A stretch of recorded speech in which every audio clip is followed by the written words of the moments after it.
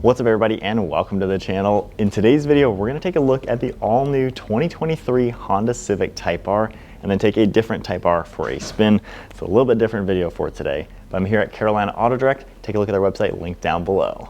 So the Type-R we're looking at today is finished off in championship white and has an MSRP at $44,800.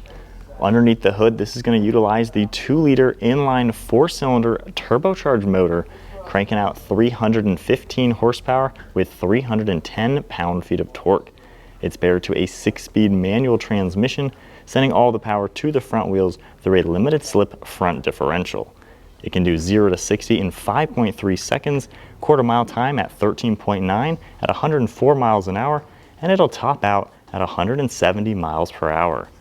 Running on a 12.4-gallon fuel tank, you can even expect 22 miles per gallon in the city with 28 out on the highway. Overall length is 180.9 inches with wheelbase at 107.7. Height is 55.4 and width is 74.4 inches. And the new Type-R even features 4-piston Brembo brake calipers up front.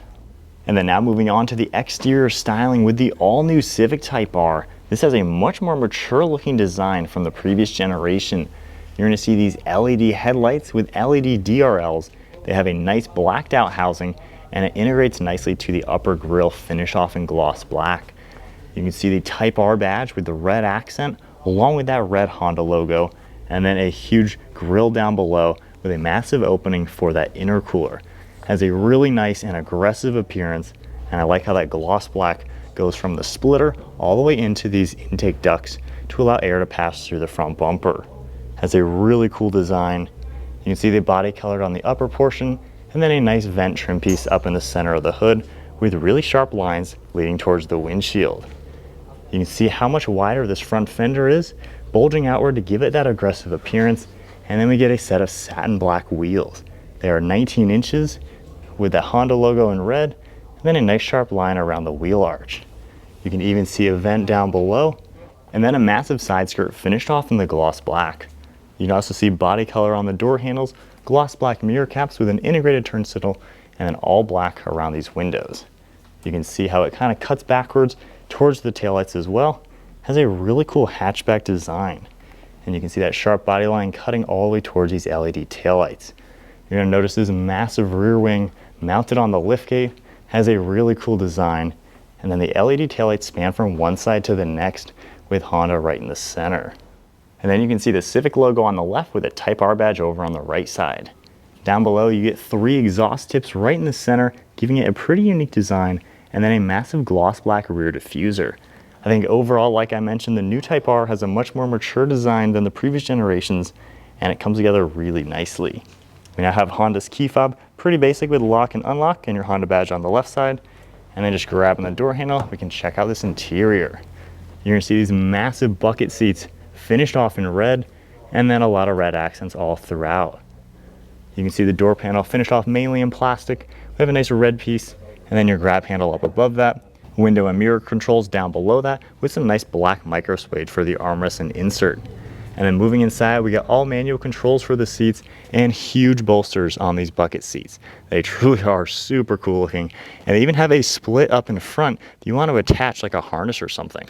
But really cool design going all the way up the backrest. You even get Type-R up in the headrest and then spinning around to a 3-spoke steering wheel. And then now inside the Type-R, just going ahead and turning the accessories on by tapping that start button once and then once more. You see all the gauges and the electronics are going to turn on. Has a pretty cool design. Right in the center, you can see the tack over on the left with speedometer on the right side, and you even get those shift lights right up above that. The steering wheel itself has the Honda badge. You get Bluetooth and audio controls on the left side, then all of your cruise control settings are on the right. The stock on the right is for all the windshield wipers, and then we get turn signals over on the left. To the left of the steering wheel, you can see one of your air vents along with the interior dimming, and then mainly just black plastic along the dashboard. Has a nice feeling to it. And then this grille surround for all the air vents is a really cool design. We get that Type-R badge, and I just love how it all looks like one piece with these cool toggles to adjust the airflow. Moving to the infotainment screen now, you have all sorts of different items. Tapping this Honda logo R, you can see a few things that you can scroll through. We have the home icon on the left as well. Of course, we get navigation in the car, and we can swipe over and see more things within the vehicle. We We have a back button as well, a few shortcuts down below this. And then if I go ahead and push the clutch in and put the car into reverse, you're going to see that backup camera popping up. We have a few different views that you can configure just to see a little bit better surround, and then going back into neutral. Underneath the screen and all these air vents, you can see all of your climate controls. We have the sync on the right, different screens in the center, fan speed as well with dual zone temperature. You have your different zones and recirc. Then you can see different plugs, wireless phone charging, and I love all the red accents around the shifter. You get a sweet looking aluminum shift knob.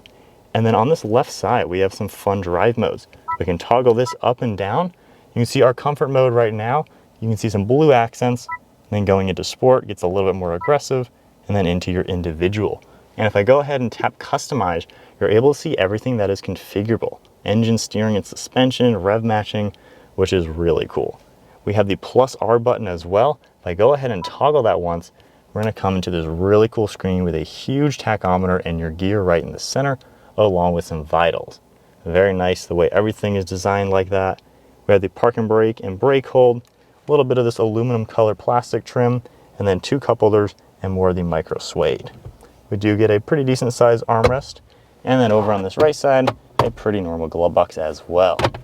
And then up above, we get your LED dome lights and a small mirror. And then making our way to the rear seats, if I grab the door handle and open it up, the interior is finished off pretty similarly.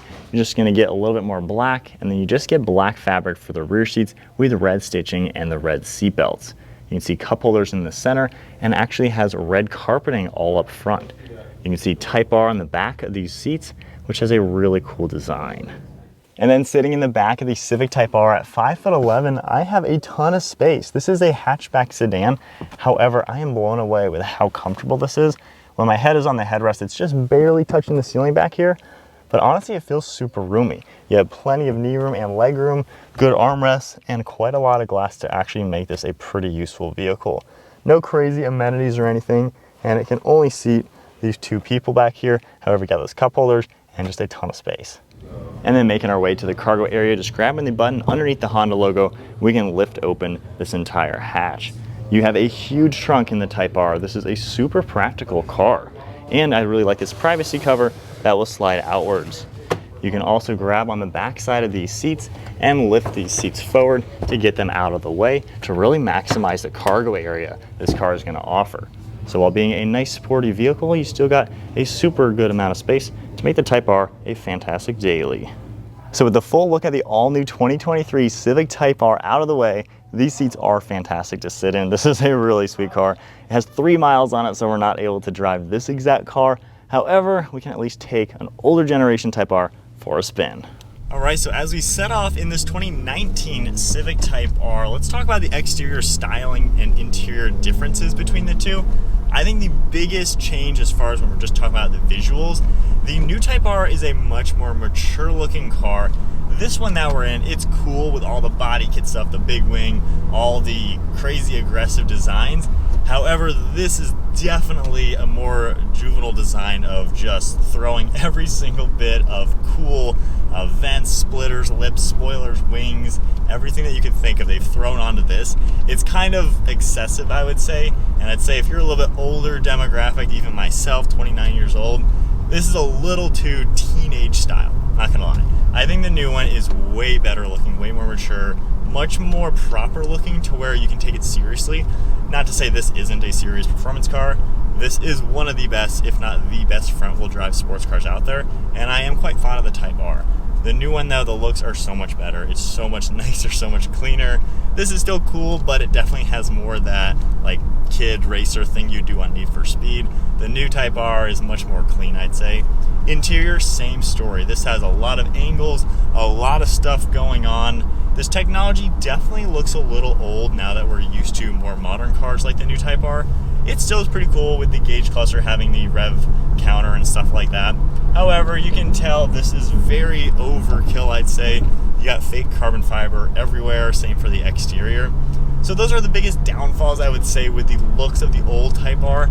I think they did such a good job updating the new Type-R to where it just feels nicer, more mature, and something you can take seriously. I think that's the biggest thing. These seats are pretty much the same seats in each car.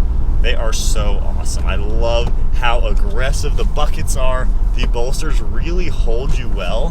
While they're manual control, so it's a little challenging to get them perfect, these things are so cool. They feel so nice to be in. And the new car we were just sitting in, they feel pretty similar, just a little bit different down below. Now you still get all the drive modes. We have that plus R mode. Gosh, hopefully I will have a chance to drive the new Type-R because these things are so cool. But even in the older one, just slowly getting up to some speed. You really get up to speed so quick. The manual is fantastic. Now the new car has about 10-12 more horsepower than this, so it's not necessarily a crazy big upgrade in power and performance.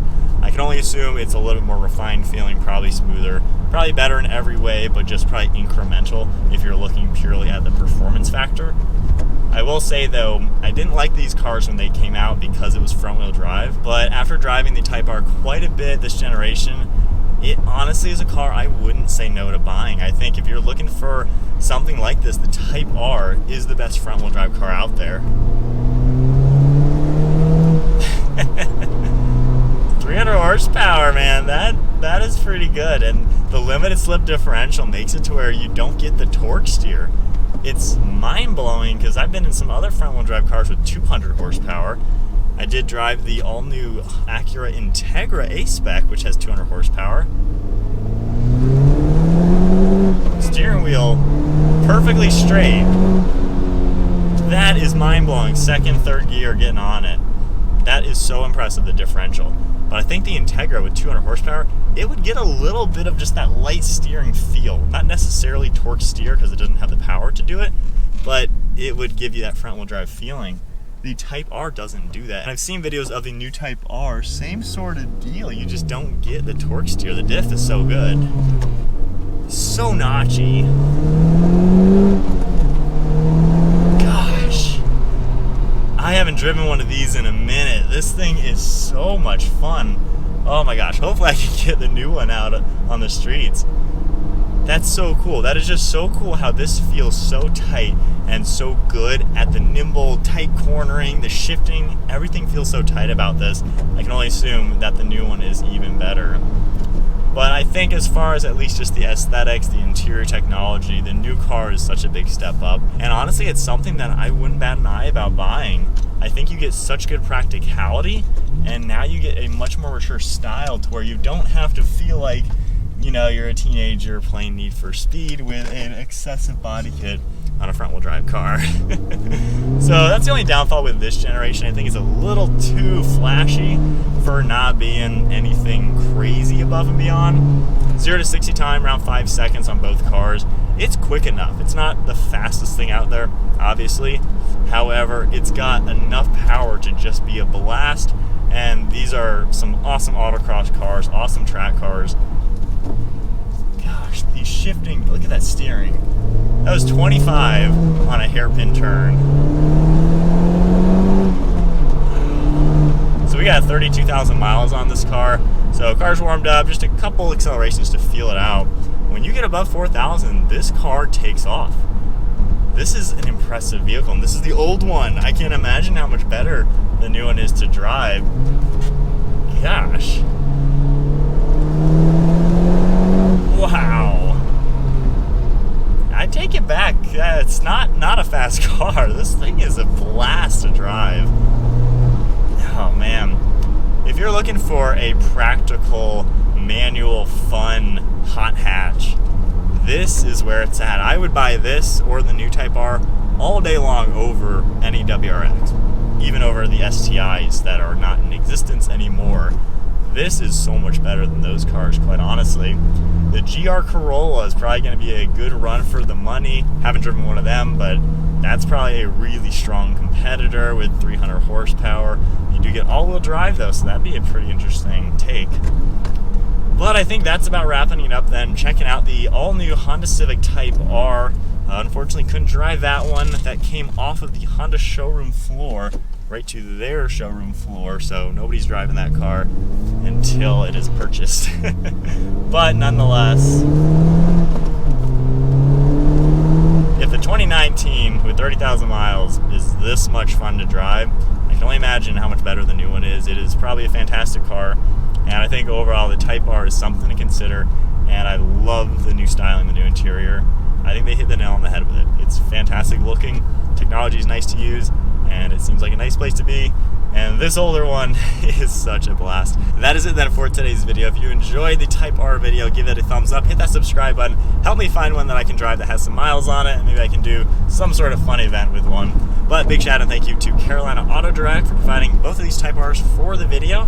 They get in some crazy brand new cars sometimes, and really nice pre-owned cars that are a heck of a lot of fun to drive. That is it, guys. I'll see you in the next video.